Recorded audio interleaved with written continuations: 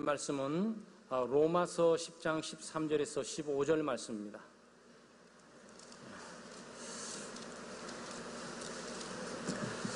로마서 10장 13절에서 15절까지 한 구절씩 교독하고 15절은 함께한 목소리로 낭독합니다. 누구든지 주의 이름을 부르는 자는 구원을 받으리라.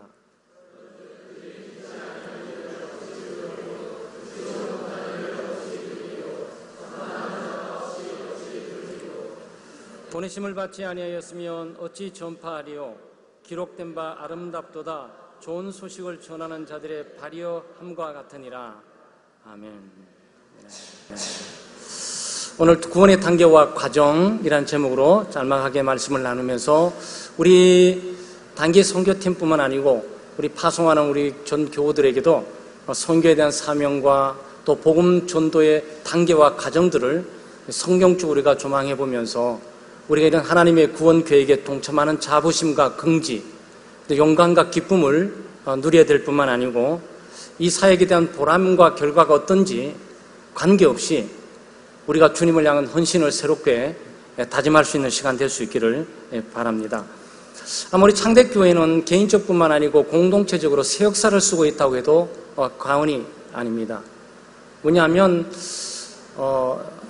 지금 13분의 선교팀들이 준비돼서 가기도 하지만 사실 개인적으로 볼 때 새 역사를 쓰시는 거고 우리 교회의 역사라든지 교단의 역사, 크게는 한국교회의 역사에서도 조망하게 보면 그런 역사적인 사명뿐만 아니고 새 역사를 쓰고 계시는 거예요.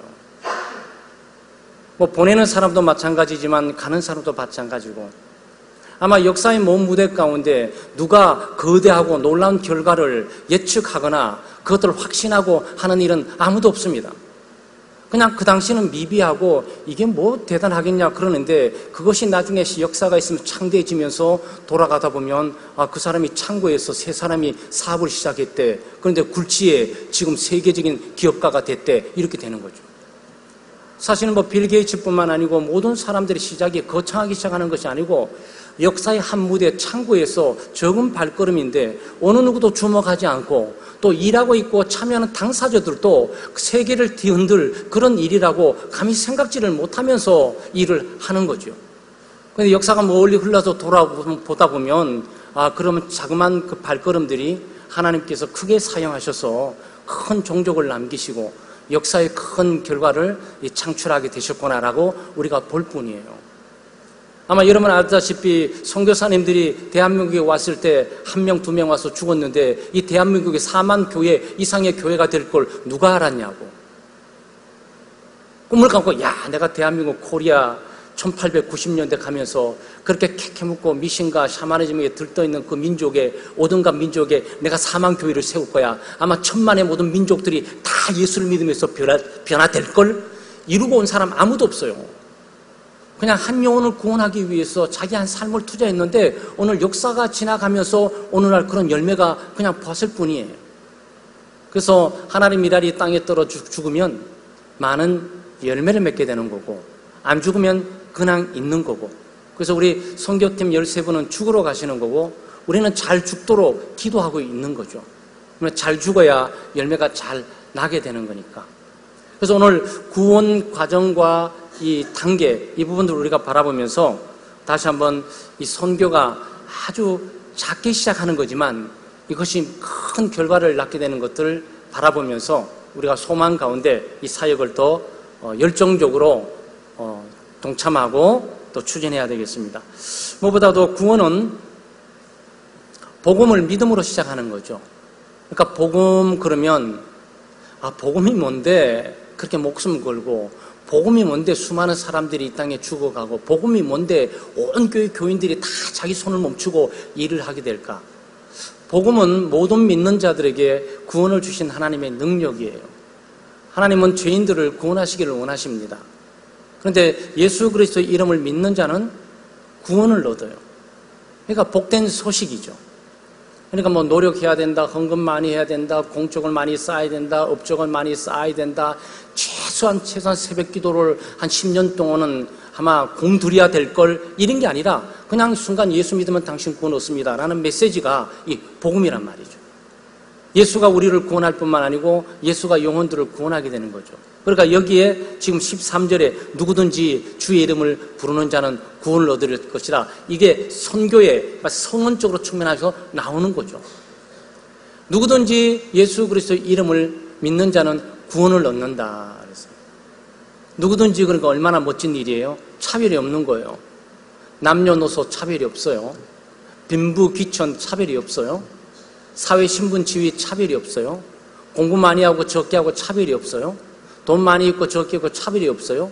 백인이든 흑인이든 황성인이든 차별이 없어요. 심지어 미종족 지역에 첩첩산중에 있는 원시인까지도 누구든지 예수를 믿으면 구원받게 돼 있어요. 차별이 없단 말이죠. 그러니까 이 복음은 우리 민족뿐만 아니고 전 세계 곳곳에 가서 전파할 수밖에 없는 굿뉴스, 좋은 소식이에요. 누구든지 주의 이름을 부르는 자는 구원을 얻는다. 그러니까 여기 반대로 말하면 누구든지 예수 그리스도를 믿음으로 구원을 받을 수밖에 없는 운명과 조건과 상태 가운데 있다라는 거죠.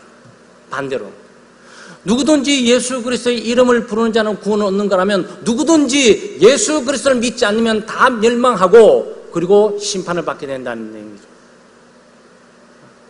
이것도 차별이 없어요. 뭐 황색인종이든지 백인이든지 흑인이든지 어떤 미종족 지역에 있는 사람이든지 뭐 남녀노소이든지 빈부귀천이든지 사회 신분가 높든지 학업이 높든지 나쁜지 누구든지 구원받을 수 없어. 누구든지 자기 힘과 능력으로 누구든지 구원을 받을 수 없어요.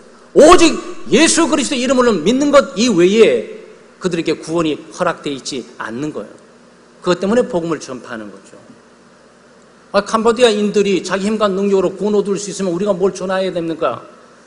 인도에 있는 사람들이 모슬렘이라든지 힌두교라든지 수많은 종교 신들을 믿고 구원 얻을 수 있다면 우리가 왜 거기 가서 전도를 해야 되냐 말이죠.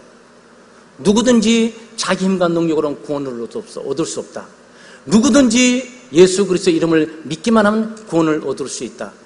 여기는 차별이 없어요. 그래서 우리가 복음 전도의 이 당위성, 복음 전도의 우리가 정당성은 바로 여기서 찾아볼 수가 있는 거죠. 복음이 전해지는데 일정한 과정과 절차가 있어요. 하나님이 너는 예수 믿어라 그는 불러보내면 얼마나 좋겠어요. 뭐 우리 그 캄보디아나 인도까지 갈 필요가 없어요. 거기서 하나님이 너 예수 믿고 너 예수 믿고 예수 믿고 했으면 다 끝나버리잖아요. 근데 그렇게 돼 있지가 않단 말이죠. 누군가는 전해야 되고, 그렇죠? 누군가는 들어야 되고, 듣는 사람 가운데 누군가는 믿어야 되는 거고, 믿는 그 사람은 주님의 이름을 부르게 되는 거죠. 그리고 여기 어찌 나오는 거잖아요. 그죠? 그들이 믿지 않는 자를 어찌, 듣지 못한 일을 어찌. 이것이 한국말이지만 영어 표현에 우리 중고등학생들은 탁 이해가 빨리 와. how, 방법을 말하는 거예요. 누구든지 어떤 방법과 어떤 매개체를 통해서 구원을 얻게 되냐라는 부분들이죠. 방법적인 측면이 여기에 나오고 있는 거예요. 네? 그러면 이거죠. 주의 이름을 부르는 자는 구원을 얻어요. 네? 그런데 믿지 않으면 구원을 얻을 수가 없어요.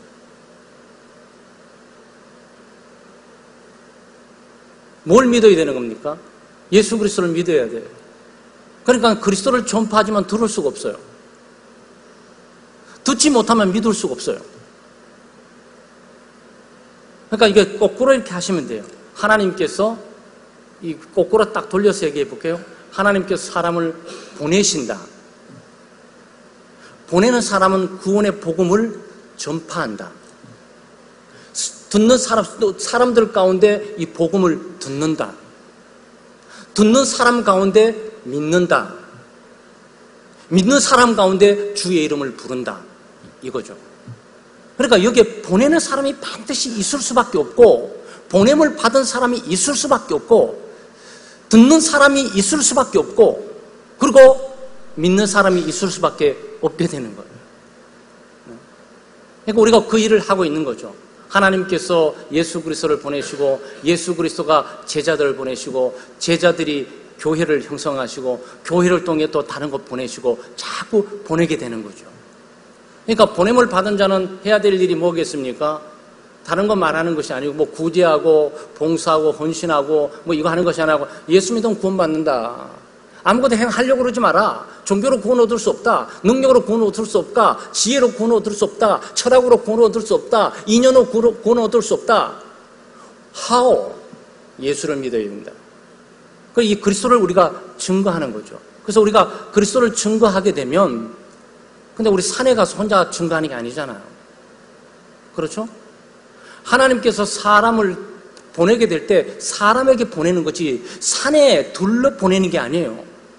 바다를 통해서 아무리 외쳐봐야 구원 얻는 일이 일어나지도 않아요. 산 꼭대기에 올라가서 아무리 복음을 날카롭게 전해도 나무나 바람 이외에 듣는 게 없어요. 그러니까 아무 반응이 없어. 그러니까 하나님께서 보냈을 때 사람에게로 보낸단 말이에요. 그 사람은 죄인이고 복음을 모르는 사람이고 복음을 듣지 못한 사람이에요. 그래서 복음을 전파하는 거죠. 전파하게 되면 반드시 복음을 듣는 사람이 거기 있어요. 네? 모두 듣는 사람이 다 예수 믿냐? 그렇지 않아요. 듣는 사람 가운데서 성령께서 역사해서 믿음을 주셔서 그 듣는 내용을 믿게 하는 사람이 있다고. 그 내용을 믿는 사람이 주님의 이름을 부르는 거예요. 이 구약 성경에 주님의 이름을 부른다는 이 내용은 이 선지 요엘에 특별히 나타나 있잖아요. 주의 이름을 부르는 자는 구원을 얻는다고. 이 부른다는 이 얘기는 예배를 말하는 거예요. 예배. 그러니까 예수 믿고 구원받고 난 이후에 하나님의 백성이 되어서 하나님의 이름을 부른다고 할 때 그것은 하나님을 경외하고 찬양하는 바로 예배를 말하는 거예요. 하나님은 온 민족이 하나님을 섬기고 예배하기를 원하는 겁니다. 하나님을 알고 구원을 받고 예배하는 백성이 되고 찬양하는 백성이 되어서 하나님께 영광 돌리도록 하는 이 일들에, 이 거룩한 일들에 하나님이 교회를 사용하시고 교회에 있는 지체인 성도들을 사용하셔서 보내신단 말이죠. 그래서 창대교회 13분의 우리 선교팀들뿐만 아니고 창대교회 교우들이 이 무더위 가운데 폭염 가운데서 하고 있는 가장 생명을 구하는 중요한 일들이 바로 이 일들이란 말이죠. 하나님의 구원교회 가운데 힌두교의 어떤 어둠 가운데 있는 영혼들 가운데 복음을 전하고 그들이 복음을 듣고 또 성령께서 역사에서 믿고 하나님을 예배하고 하나님을 경배하고 하나님께 영광 돌리는 이 일들을 하나님께서 하시기를 원하세요. 그래서 필수적이죠. 그러니까 우리가 먼저 우리부터 시작해 볼까요? 복음을 들었어요. 누군가 복음을 전했잖아요. 누군가 여러분에게 복음을 전했잖아요. 여러분 그 집에서 개인이 가만히 있다가 예수 믿었습니까? 아니잖아요. 그 교회 예배 나오든지 성경 공부하든지 기도에 갔든지 수련회 갔든지 하다 보니까 어느 날 이 말씀이 나를 부르는 거야. 네. 나를 드디어 부르는 거예요. 그래서 나는 예수 그리스도를 믿음으로 구원을 받아요. 복음을 듣고 구원을 받아요.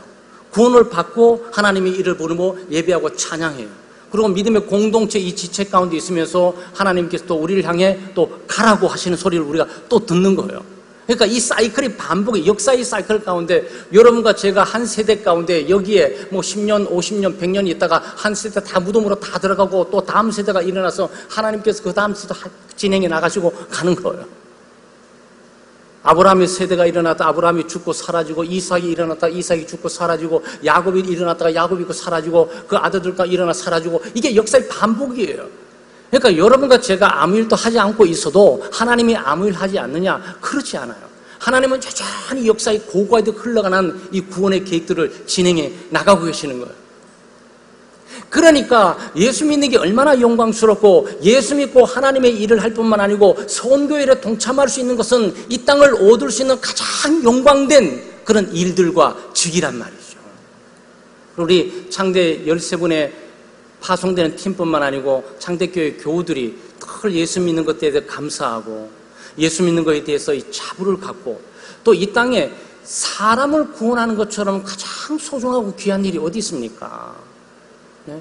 심지어 만약에 뉴스에 잘 나지도 않고 만약에 뉴스 내달라고 잘 안 내주는데 어떤 청년 하나 그냥 지하철 지나가다가 술 먹고 떨어진 사람 그거 나중에 기차에 칠 텐데 그거 하나 끄집어 올렸다고 신문에 나면서 표창장까지 수여하고 난리예요. 왜 그런지 아세요? 사람 살리는 게 그렇게 가치가 있는 거라고. 그러니까 사람의 영혼을 살리는 이 일들의 가치는 이루 말할 수 없이 큰 겁니다. 그러니까 누군가는 보내야 되고 누군가는 가야 되고 간 사람은 전해야 되고 그러면 거기에 듣는 사람들을 하나님께서 준비시켜 놓고 듣는 사람들 가운데서 창세전의 예정이었던 믿을 사람들이 있으면서 그 소리를 듣고 믿게 되고 그 믿음으로 모여서 하나님을 경배하고 주님의 이름을 부르는 일들이 있게 되는 거예요. 창대교회는 복음을 전하는 선교하는 공동체가 되어야 됩니다. 그러니까 우리가 빚진 것 가운데 가장 큰 빛이 사랑의 빛이에요. 빚진 것 가운데 가장 큰 빛이 이 복음의 빛인 거예요.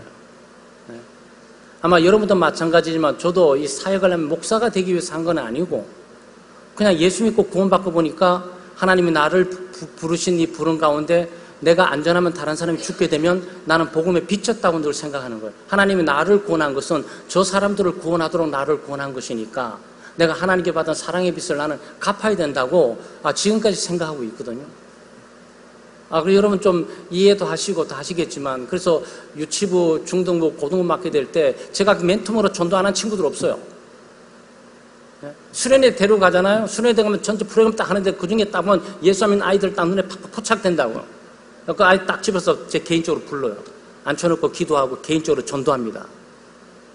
그 뭐 목사 아들인지 장로 아들인지 권사님이 상관없어요. 예수 안 믿기 때문에 그는 복음을 알아야 되고 복음을 믿어야 되는 거예요. 그래야 구원 얻게 되는 거예요.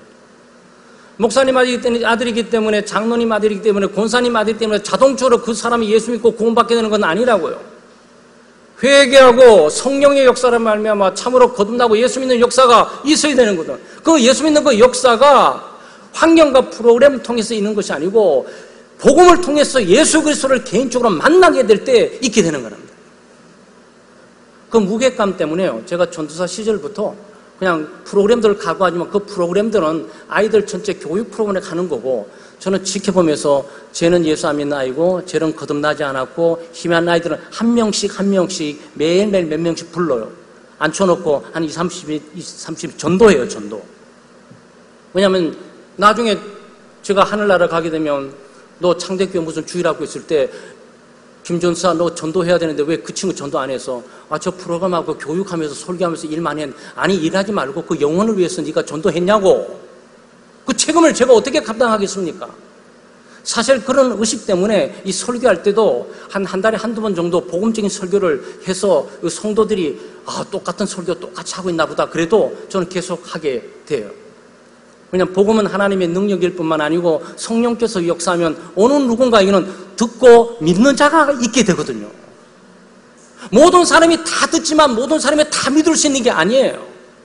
우리가 복음을 증거하기 위해서 온 세상에 나와서 복음을 증거하지만 그 복음을 증거하는 모든 영혼들이 다 믿을 수 있는 것은 아니고 하나님께서 역사하셔서 믿게 하신 사람이 있단 말이죠. 하나님은 예수 그리스도를 보내시고 그리스도는 제자들을 보내시고 또 교회는 이렇게 보냄을 통해서 왔어요. 그렇지만 130년, 120년 내지 130년 전이죠. 대한민국은 복음이 없어요. 교회가 없습니다. 우리는 그냥 용왕님, 그 다음에 산신령님 주로 나무에 있고 이것만 붙들고 하늘 보면 달 보면서 인사하고 절하고 이것만 했던 민족들이에요. 그런데 여기에 미국, 호주, 카나다 선교사들이 왔어요. 그 사람들이 와서 그냥 여기서 많이 죽었습니다. 처음에 천주교를 통해서 오게 될 때 그 천주교에 대해서 천주교인들이 많이 죽었어요. 여러분 한국 역사에 보면 이 기독교 역사는 피해 역사예요. 여러분과 제가 값없이 짓고 있는 이 복음이 이 복음, 이 믿음이 어떤 사람은 목숨을 내놓고 피를 흘리면서 증거를 했다고 이거를. 그래서 온 거예요. 그래서 평양에 복음이 좀 있었잖아요. 그러니까 경상북도 경상남도, 전라북도 전라남도 없어요. 그럴 때는 전도자들이 많이 없으니까 이 여전도회, 여조인들이 모았습니다. 누가 갈래? 그러면 여전도 회원 가운데 하나가 내가 경상도에 가겠다. 그러면 당신의 생활비와 당신의 모든 가족 돈 비용을 우리 선교회가 대겠다. 그게 전도부인이에요. 그게 전도부인들이에요. 그러니까 그냥 이 선교 회원들이 하셨던 거야. 목사님이나 선교사님 전문가들이 했던 것이 아니고 초창기에는 그런 사람이 없어요. 장로님도 없기 때문에 영수라고 그래가지고 영수라는 그분들의 명칭을 갖고 했는 것 뿐이에요. 강도사, 목사 이거 없습니다. 그냥 조사라는 그 명칭 갖고 했던 거예요. 왜냐하면 지금은 이미 모든 대한민국 전역에 복음화가 되고 있고 교회가 세워져서 덜하지만 초창기는 그렇게 했습니다. 그러니까 선교인들 한 15명씩, 열몇씩 이렇게 있잖아요. 그 중에 한 사람이 가는 거예요. 누가 갈래? 내가 여기 있나이다. 나를 보내소서. 그게 교회 일이었어요. 선교회가 늘 모이면 누가 갈래? 제가 가겠습니다. 그러니까 그 가는 사람은 가정을 포기하고 직장을 포기하잖아요. 그러니까 그거를 선교회가 책임지면서 생활비를 책정해서 계속 보냈던 거예요. 지금 우리 캄보디아의 완나 전사님뿐만 아니고 제임스 목사님 생활비를 여러분 계속 보내고 계시잖아요. 그러니까 그 사람들이 경제활동을 하지 않고 이 교회 일만 하게 되는 거란 말이죠. 그러니까 그게 전부 하나님의 일들이에요. 그러니까 왜 이제 팔레스타인에서요? 팔레스타인으로 흘러가서 유럽으로 갔잖아요, 복음이. 유럽이 복음화되고 유럽 가운데서 그 다음에 아메리카, 미국 쪽으로, 북아메리카 쪽으로 갔잖아요.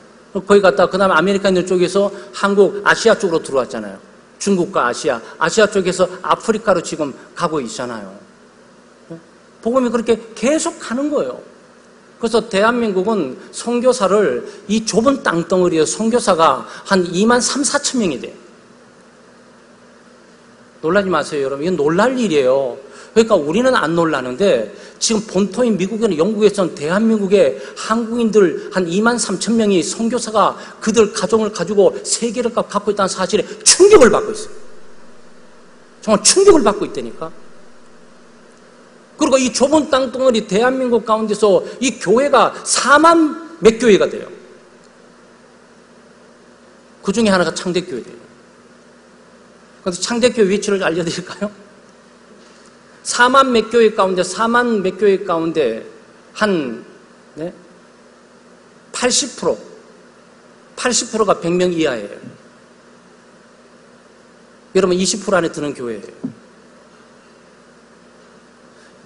그러니까 지금 한 3만 5천 이 정도 교회가 거의 100명 이하의 교회라고. 여러분의 랭킹이 얼마나 높습니까? 그거 하는 이거 자부와 긍지를 가지라고 하는 것이 아니고 일을 그만큼 해야 된다는 거예요. 역사만 많고 사람만 많으면 뭐 하겠습니까? 그 믿음의 공동체가 하나님의 뜻을 따라서 하나님 일에 열매 맺는 삶으로 나가는 게 중요하지 않겠어요? 근데 그 일들을 우리 창대교회가 하고 있다는 사실에 너무나 감사하고 놀라잖아요. 우리 지난번에 동청교회 송영환 목사님, 부목사님 오셨는데 이분이 옛날에 그 뉴욕교회에서 공부도 하고 그래서 한국으로 넘어왔던 사람이잖아요. 동청교회가 거의 한 900명, 1000명에 가깝잖아요. 우리 한 3배 이상 되지 않겠어요? 근데 자기는 창대교회를 보고, 그래서 창대교회를 깜짝 놀랐대요. 청년들을 데리고 캄보디아 가니까 캄보디아 꼭정교회라고 있는데 자기가 봉사를 말하고 있는데 나중에 알고 보니까 여기가 창대교회가 세운 교회라 그래서 깜짝 놀랐대요. 그리고 또 인도를 갔대, 청년들을 데리고. 인도를 가가지고 인도에서 열심히 하고 있는데 예수왕 교회라는 데 가가지고 지저스 킹 프레어 이런 센터로 가가지고 했는데 한참 하다 보니까 여기가 또 창대교회가 세운 교회래. 그 자기가 놀랬대요. 동청교회에서 하나 세우지 못한 교회, 동청교회는 충분히 하고도 남는 교회, 의식이 없어서 그런 것이지 하고도 남아요. 그 자기 깜짝 놀랐대요. 그래서 그 도전 때문에 이번에 선교위원장님이야 선교회 전체가 우리도 창대교회처럼 인도나 캄보디아에 교회 하나 세워야 된다 그래가지고 청년부들이 이번에 가는 것은 동청교회가 교회 세우기 위해서 지금 움직이는 거예요. 그러니까 우리 창대교회 교우들은 정말 헌신과 이런 것들이 헛되지 않아요. 너무너무 감사하죠. 거의 13분의 우리 팀들이 파송돼 가는데 이런 많이 기도해 주시고 또 다 갈 수는 없어요. 다 갈 수는 없어요. 그렇다고 해서 다 안 갈 수도 없어. 그럼 어떻게 해야 됩니까? 가는 사람이 있고 보내는 사람이 있고 하면 되는 거예요. 딱 맞아요. 가는 사람, 보내는 사람, 그것이 하나가 되는 거죠. 그래서 창대 믿음의 공동체는 이런 아름다운 역사의 발자취를 통해서 내 자그마한 발걸음이지만 역사는 조금씩 모아져 가는 거기 때문에, 그리고 하나님의 나라는 아주 겨자씨처럼 작게 시작합니다. 하나님 나라가 원래 아무도 눈여겨보지 않아요. 선교사 한 사람 와서 왔다 갔다 그러면서 저 뭐 하는 것이지. 그래도 역사 10년, 20년 흐르면서 교회가 세워지고 교육이라든지 그제 구제라든지 이런 거 하면서 이 사회가 빛과 소금의 그 영향권 안에 있으면서 교회의 가치를 그때 발견하게 되는 거죠. 그 역사를 뒤집고 보면 나중에는 누군가 한 사람 와서 여기서 죽었구나. 우리 이걸 발견하게 되는 거란 말이죠. 먼 훗날 우리 창대교회의 역사의 무대 가운데 아마 여러분의 한 페이지가 바로 그것을 말해줄 거예요. 심은 대로 거두리라. 복음을 심는 사람은 영원한 것을 거둡니다. 여러분이 영원한 것을 거두러 가는 거예요. 지금 보이지 않아요. 보이지 않는데 하나님의 장중에서 그렇게 보이지 않는 열매를 향해 지금 가고 있단 말이죠. 이런 선교 열매, 그리고 사명감에 충만한 교회, 바로 우리 창대교회 되시기를 주의 이름으로 축원합니다. 기도하겠습니다. 하나님 아버지 참 감사합니다. 하나님의 크신 은혜와 사랑으로 우리 창대교회에 복 주시고 믿음의 좋은 지체들을 주시며 또 당회원들을 주시고 우리 재직회원들을 주시고 이렇게 한마음 한뜻으로 우리가 여러 가지 앞을 봐도 뒤를 봐도 부족한 것이 많지만 그래도 주님께서 주신 믿음 하나 가지고 어찌하든지 하나님의 뜻대로 살아보려고 또 하나님께서 우리에게 맡겨진 선교 사명이라는 우리 힘과 능력으로 감당하지 못하는 이 무거운 이 사명들을 우리가 조금씩 우리가 실행해 갈 수 있도록 도우시고 인도해 주심을 감사합니다.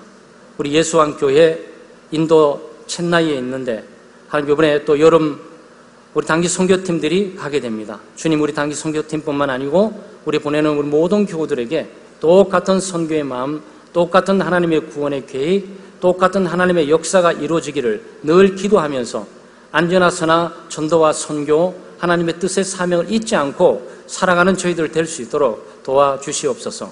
감사드리며 예수님의 이름으로 기도드리옵나이다. 아멘.